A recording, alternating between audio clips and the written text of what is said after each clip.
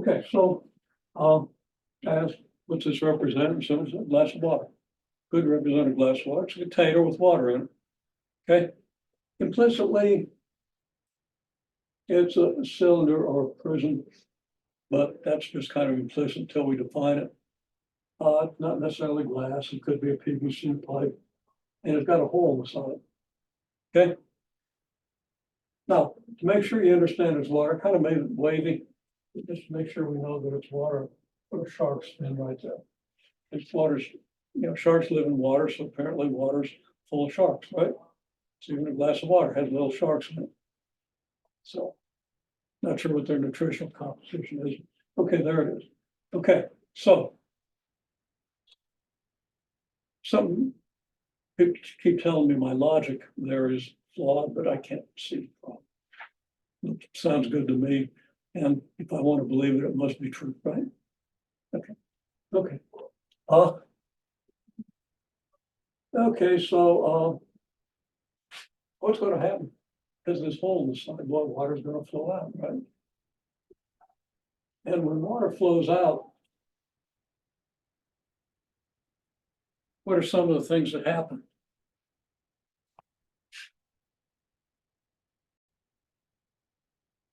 Okay, so I just threw that question out, already got a bunch of stuff. Okay, so, okay, well, let's see. The rate of flow will decrease as the water descends. Okay, as the depth of the hole gets less because the surface of the water is obviously descending. We don't really have to analyze that. We understand that. Okay. And then I said, well, why is that? Somebody said, well, pressure decreasing. Well, what's pressure? Okay. And then we only got, a little hand waving about area and stuff like that. So it's the amount of force per unit of area. Or maybe it was amount of force divided by the area, but that's what pressure is. It's the force per unit area. Okay. So now there's something else I want to really get to with this, but that's one of the important things. Okay. And how does pressure cause the change in pressure here cause the water to flow out more slowly? Now let's pursue that question just a little bit. Got three really neat explanations here. One is you have a pressure differential from in here to out here, and that's push the water out. Well, how does that happen? Okay. Then I had an analogy with pool balls on a table bouncing around and so forth, which actually comes to a good description of evaporation. Okay, kinetic theory. And we're going to do some kinetic theory shortly. Next week probably. And we'll see how that works. We don't want to take that back to the definition of entropy as natural log of the possible number of states, because there are too many of them. We can't count them in our figures. It gets to be a mess. Yeah, joking. And then another explanation said, well, you got a certain amount of area here, so you got a force on this side and a force on this side, and this force is bigger than this one because the pressure here is bigger than this. And I did say, well, we're assuming that this is water and it's in air. If we're in a vat of mercury, you'd actually have mercury trying to flow in because the pressure of the mercury would exceed the pressure of the water, right? If the mercury is high enough. Mercury only has to be about this high to exceed the pressure of water in this picture. Okay, not even quite that high, because mercury is so dense. That's a kind of weird kind of think about. But the model that we want to maybe think about here is, let's just take this and enlarge the picture a little bit so that we see that the walls of the container have some thickness. And what you're actually doing is you're pushing a chunk of water out through the wall. Okay. So if you got a chunk of water between here and here, we'll have little waves and stuff, and we have sharks and sticking out of it. Okay, you got this chunk of water here. There's some distance here. Okay, so this is the thickness. I'm going to call this delta X.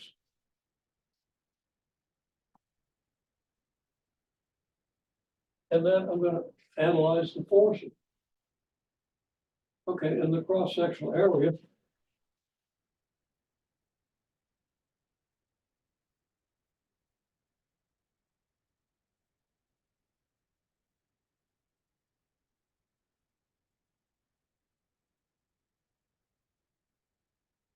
I'll call it a exit. Okay. Used to call it a hole, but that was distracting. So, but it's the area of the exit, the area of the hole on the side of the container, right? Okay, now we have forces. So what are the forces? Well, if it's a small hole, well, even if it's a large hole, if we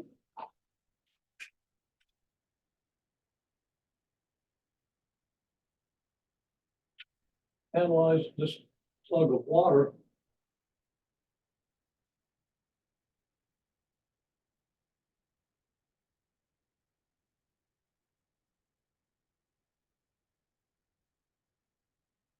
we have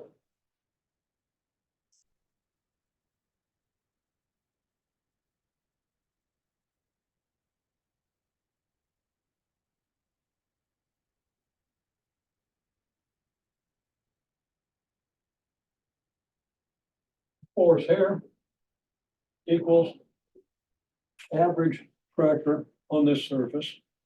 And if it's a small hole, then the average pressure doesn't differ much from one part of the hole to the other. Okay. So this is F.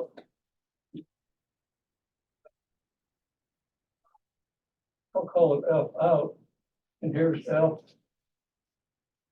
in.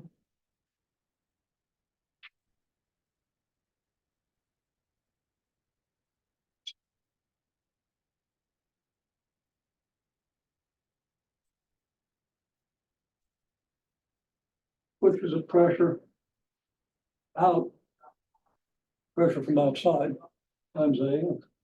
Okay. So that net force is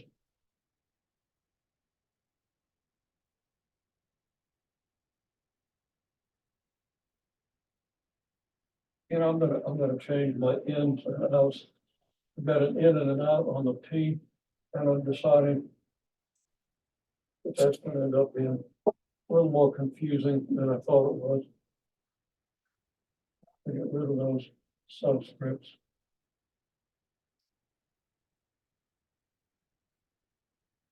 And let's just assume that the fluid is water as we.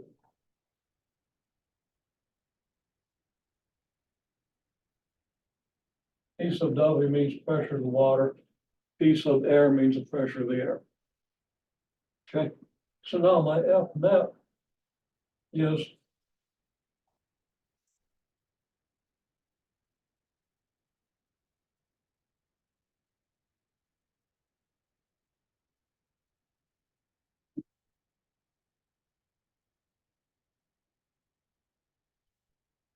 PW minus pressure of the air.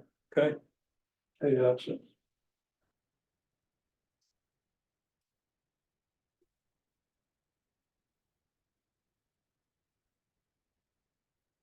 I guess these P's are P bars.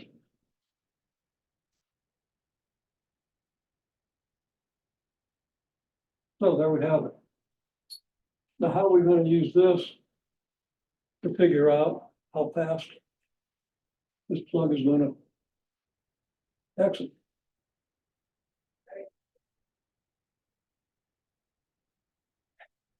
What can we use? We know what the net force is. Okay, so we got some little work. Okay, good response. Had to think a minute. And everybody looks a little confused. One person came up with a good answer. Not, I would say maybe not the optimal answer, but a good answer, which was, well, you get the mass of this thing. And of course, we know delta X in the area of the exit, and it's water, we can figure out, assuming it's a circular hole thing, and figure out what its mass is very easily. Okay. So we get the mass the water, and we can then divide the net force by the mass to get the acceleration.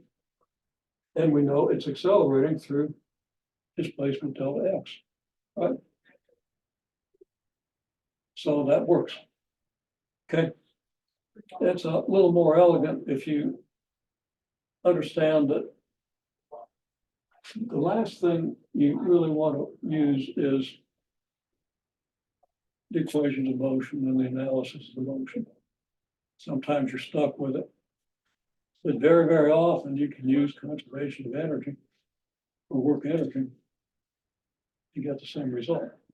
Okay, so you kind of want to get used to that. Your first thought ought to be what's going on with the energy, not how do we analyze the motion. Okay.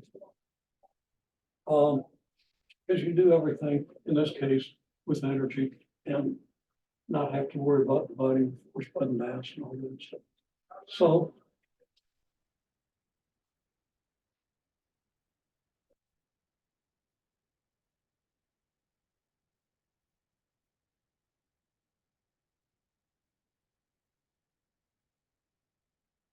the work when you exit is just have net delta x, right? Which equals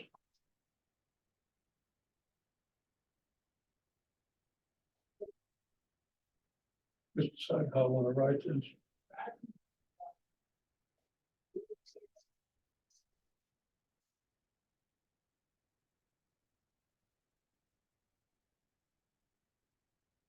Just keep that there. Okay. This equals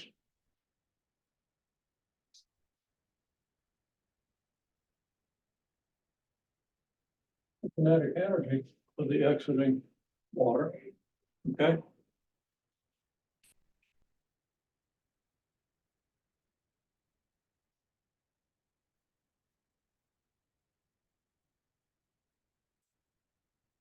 Minus the dissipated work. Okay, you can put that into the formulation of the work energy theorem. You know, generally, it's work dissipated and potential energy change, and kinetic energy change, and stuff like that. But there you have it.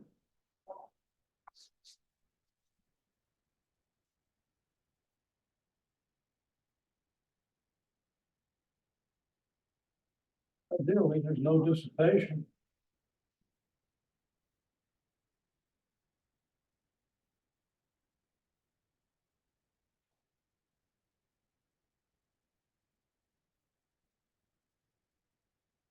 Work the x equals the kinetic energy of the exit. Now we know the kinetic energy of the exit. What do we need to know in order to figure out the velocity of the exiting water?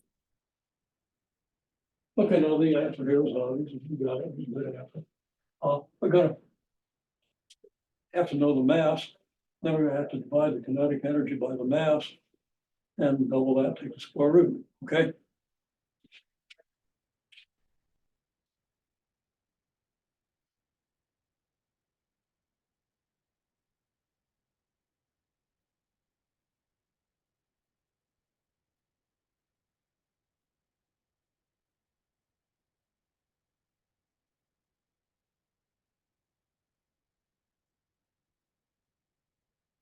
M is the mass of water, which equals density of the water times the volume. That's Greek letter rho. Don't read it as P, because there's always the nursery rhyme.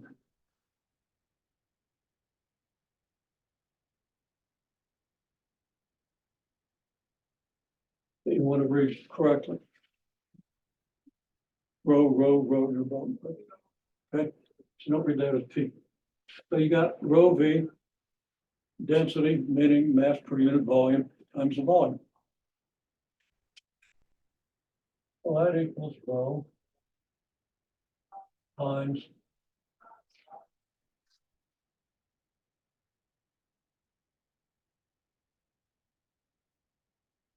A exit delta S.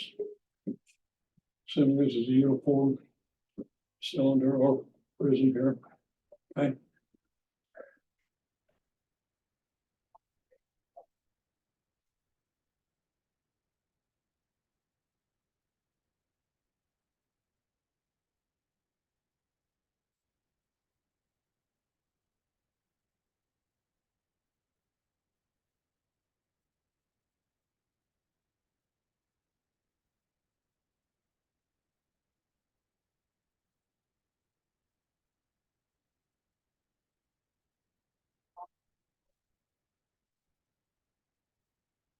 We know why this is.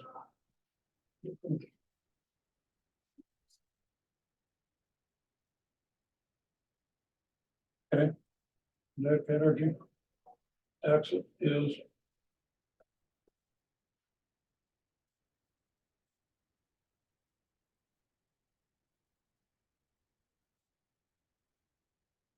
this.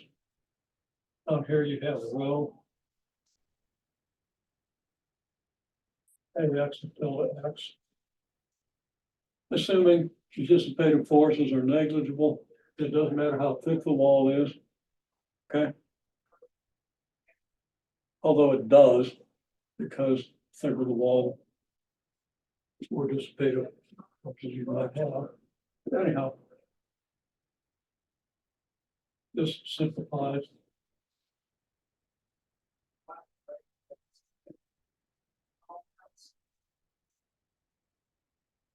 Do delta P over rho. Now you check dimensions. Okay. Pressure is force over unit volume.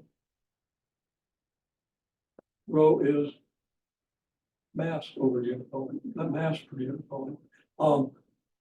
Sorry, force per unit area and mass per unit volume. So you got a reciprocal length squared here, a reciprocal length cubed here, giving you a length in the numerator.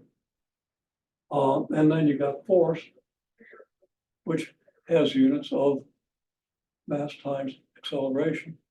Okay. And you got a unit of mass down here, it's mass per unit length. We'll divide out the unit of mass in here. Acceleration's got a meter per second squared. You've already got a length per second squared. You've already got a unit of length and dividing the reciprocal area by the reciprocal volume. And you work that out yourself, but you get square root of meter squared per second squared, which is meters per second, or square root of length squared over time squared, length over time. The units work out. Okay. And you want to work the units out, despite the fact they're all going to be engineered. Well, not all of them. Okay. Maybe all of you be engineers, all of you can be. Okay. You're going to be good engineers too. Okay. But just remember to do your dimensional analysis. Write down your units properly. All right. Well, works. And we can also say here then that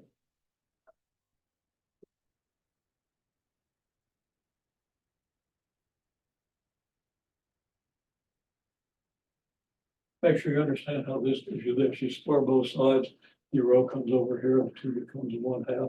You just have a delta P over there, right? Just algebraically, and then try to understand it conceptually. No, that's part of the big deal about fluids. Because the hardest thing I found in fluids is Bernoulli's equation.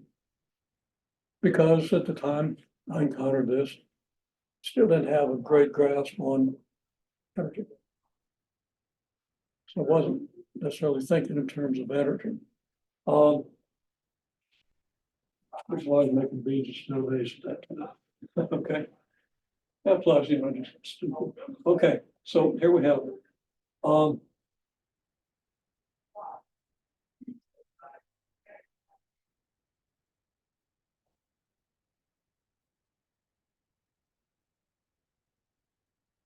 The problem here is that if you're looking at this as a positive direction, this delta P is really a negative delta P. Okay. It's the pressure loss. So I'm kind of waving my hands over that for the moment. But when we write up our rules and provision, we'll clarify. Okay. Right now, that's good. I didn't want to have to worry about those signs, so I didn't include it.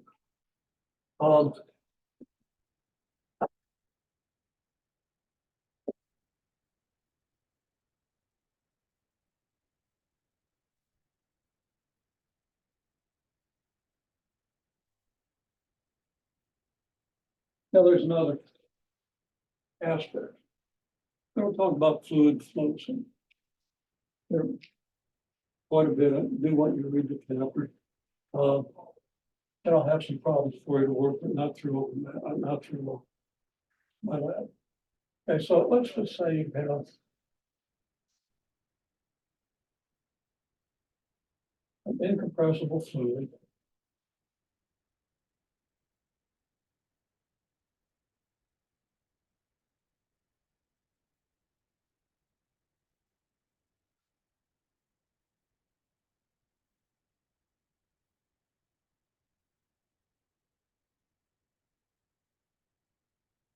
Cross-sectional area here is A1. Cross-sectional area here is A2. Okay. And the fluid is moving at velocity V1 here. It's going to move at the same velocity here. Yeah, it's incompressible.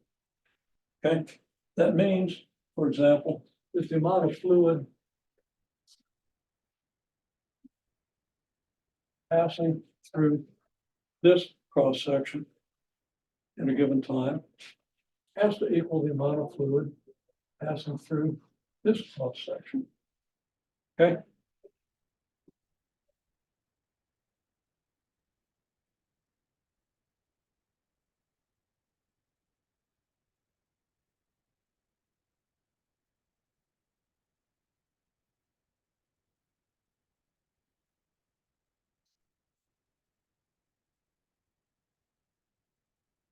Okay, so the fluid through this cross section area here in a given delta T is equal to fluid through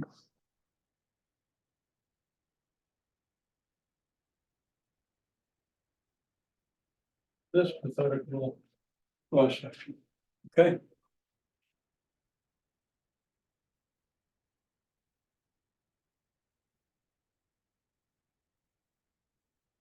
Otherwise, fluid will be accumulating between here and here, or expanding between here and here, which gets incompressible. Okay, you'll be changing volume. So whichever one of these has a greater area, well, you can think how the change in volume would have to work.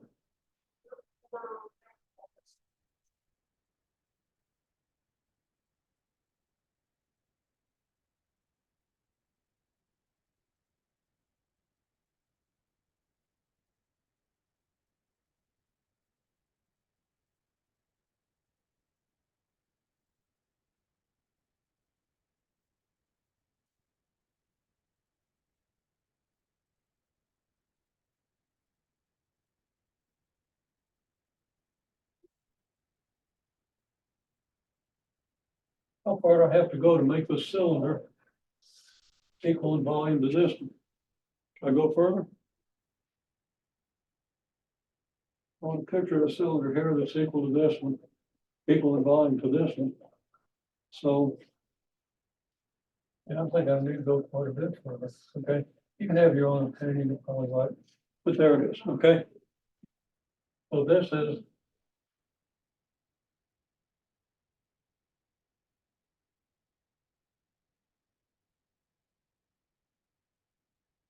that's a bad looking arrow.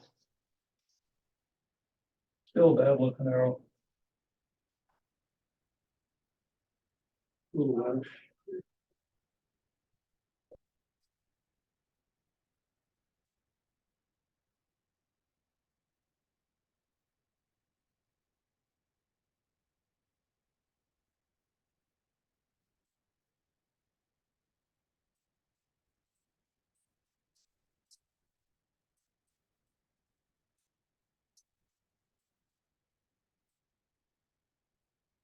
This is called the continuity equation.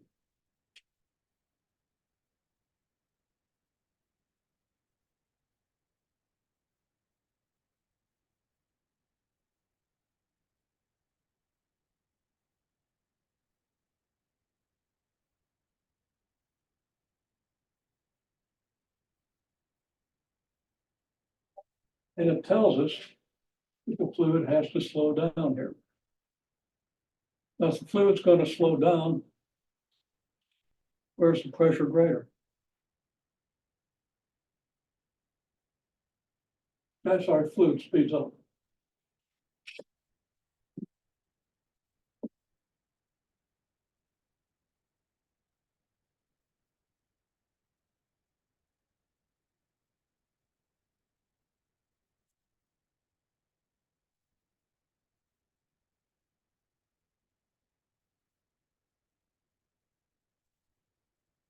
Well, you take any chunk of fluid, take this little chunk of fluid between here and here if you wish. You got a force times area here, and you got a force times area here.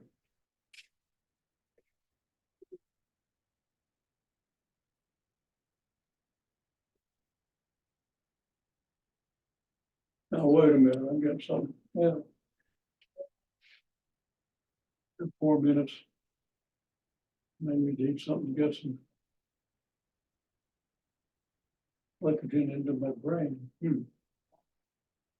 But let's leave this as a question, okay? Maybe this pressure is greater than that pressure, maybe that pressure is greater than this pressure. Okay?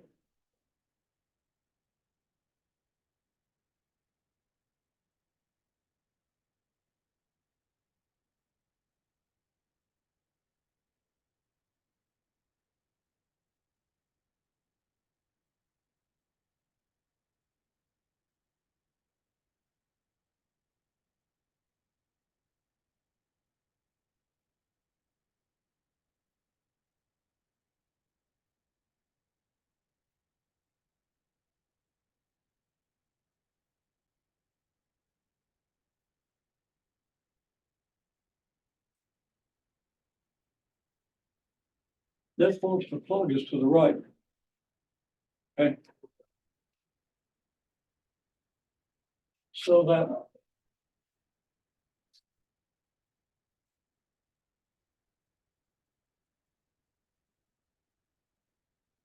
P1A1 has to be bigger than P2A2. Again, why isn't that force to the right? That's water speeding up. Okay, well, we're gonna have to stop there. You can see where this leads. Work this model out and see what happens. And I'll tell you what really happens. You end up with Bernoulli's equation that says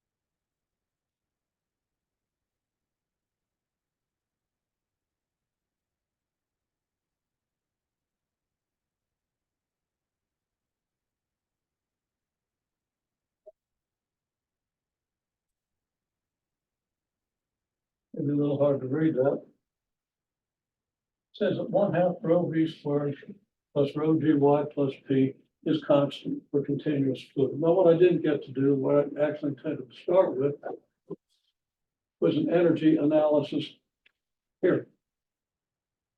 If you know how much, okay. You know how fast fluid is flowing out of here? You can tell how much the potential energy of the water here changes per unit of time, which leads you directly to this rho gy thing, the pressure and all that stuff. Okay, well, we'll do more with it, but think through these concepts and take a read of chapter 12. Read through it.